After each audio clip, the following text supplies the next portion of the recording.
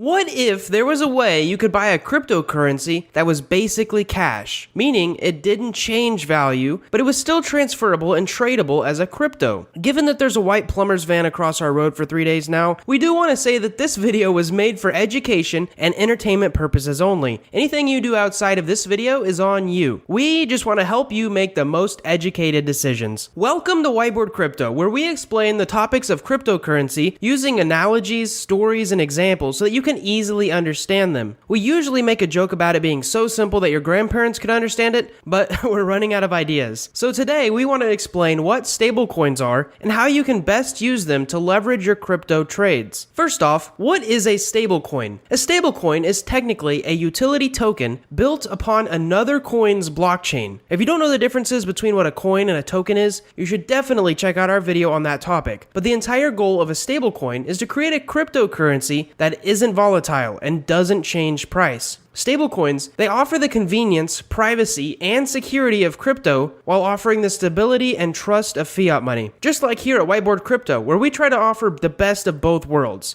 Education about crypto and entertainment using stories and examples. That way you're not bored through the entire video. By the way, if you haven't already, you should click that like button because it helps keep our motivation to create more videos stable. A stablecoin is pegged to the US dollar and should always equal $1, theoretically. Bitcoin, the first cryptocurrency, was actually created to be used as a store of value. However, since it's not widely adopted and there aren't very many regulations on it yet, the price fluctuates a lot. So much so that it is classified as a speculative investment. So what if you want to store money using crypto technology, but you don't want to risk your investment with the price fluctuations of crypto in today's world? Well, you can use a trusted stablecoin. Before we get too deep into stablecoins, you first need a refresher on the differences between a centralized exchange and a decentralized exchange. A centralized exchange is an exchange that is owned by one entity, like Coinbase, but they allow you to buy and sell cryptocurrencies. Since they are a company, they are technically regulated by the government that they answer to. On the other hand, a decentralized exchange is an exchange that is not run by a company. Instead, they are ran by code. Changes to the exchange only happen when the code is changed. And due to their decentralized nature, a government cannot regulate, control, or even shut them down like they could do to Coinbase. Using stablecoins, you can trade back and forth from Ethereum to a stablecoin, from that stablecoin to Bitcoin, from that Bitcoin back to another stablecoin, whenever you want using a decentralized exchange. This way, you don't have to pay as many fees, you don't have to wait as long, or you don't have to worry about the government tracking or canceling your transactions as if you would have to do as if you used a centralized exchange. Now, this is actually a really good advantage of stablecoins. Let's say you purchase 100 Bitcoins for $100. Bitcoin then goes up to $10,000 per coin. So you sell 50 Bitcoins for $500,000. So you trade 50 of those Bitcoins to DAI or USDC, which are stablecoins, for $500,000. And then you hold it when you can then buy back at a lower price. It's almost like a cryptocurrency savings account. Stablecoins are also beneficial when investing on platforms like Aave or Compound, where you can actually earn interest on your crypto assets because you don't have to worry about the price fluctuations. 20%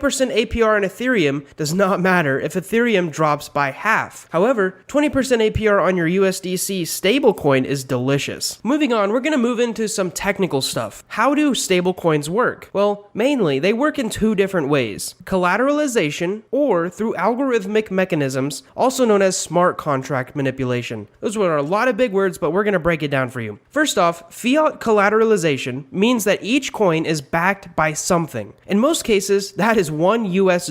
In some, though, it's other countries' currencies like the euro or even gold. Tether is in fact one of the most major companies that released their USDT stablecoin using fiat collateralization. Now, there are some rumors that they do not have $1 for every USDT that they have minted. Kind of like there's rumors like you haven't subscribed yet, but we'll get onto that later. The pros of a fiat collateralized stablecoin is that they are quite stable, much more than the alternative. However, they do have problems. The first is that the money required to put up for each USDT cannot be invested. This could mean millions millions of dollars for that company that are not earning interest. Another problem is someone at the company could embezzle or steal a bunch of that collateral. And one last problem, specifically that Tether faces, is that it's very difficult to prove that you own the total amount of collateral. Let's move on to the second method, because as an alternative to the fiat collateralization method, some stablecoins are controlled by smart contracts. Some people call this algorithmically pegged stablecoins. Now, the benefit of this method is that it is very easy to audit. You just take a look at the smart contract code. Another benefit is that there's no physical assets to steal. However, some of the problems can seem much worse. Smart contract controlled stablecoins are usually much more volatile, simply due to how they work. What they do is they must manipulate the supply of their coins to adjust the price. Now, the algorithm differs among each stablecoin, but there are three main algorithms. We may actually make an entire video about these three specific algorithms. One changes the amount of coin in your wallet each time that you check it so that the value stays roughly the same, $1. The second system uses a money printer and a bond reward system to adjust the price to $1. A third is very similar to the second, however, it uses something called coupons. Again, you should click that subscribe button if you haven't already and turn on notifications because we will be coming out with a video specifically on these three algorithms and how they work. Moving on though, how do you buy a stablecoin? In short, stablecoins are bought and sold on exchanges, both centralized and decentralized. It's very easy to buy Tether or DAI or USDC on a centralized exchange like Coinbase or Gemini. Another method is you could buy something like Ethereum on Coinbase, transfer it to your private wallet, and then use a decentralized exchange like Uniswap and trade that ETH into a stablecoin. Now it's time to be a little more pessimistic around the topic of stablecoins. While stablecoins do have good traits around them, there are a few things that you should think about before fully ditching your savings account and tossing all your savings into a stablecoin. First is the lack of insurance. When you put your money into a bank, savings, or checking account, it is actually insured by the government, at least if you're in the USA. Some banks are FDIC insured, meaning they'll repay up to $250,000 worth of money that is stolen or lost from the bank to you. Stablecoins do not have this advantage yet. If a company that started and is operating that stablecoin goes bankrupt, then you'll most likely lose all of your investment and be left empty-handed. Secondly, we have to bring back up the collateralization issue. Remember how we said that there were rumors that Tether may actually not be backed by true cash? If they aren't, and that scares people, the price could fluctuate a lot. It could even cause it to be unpegged to $1 because Tether is only worth what people think it is worth. And right now, that is $1. If the belief changes, then the value changes. So coming to a conclusion, stablecoins are a great advancement for cryptocurrencies at the current moment, and we're excited to see where they go from here. If you're putting your money into them, we recommend to be cautious and as always do your own research. As we end this video, we want to thank you for watching this video. We hope that you enjoyed it. We really hope that you learned something. And most importantly, for the YouTube algorithm, we hope to see you next time.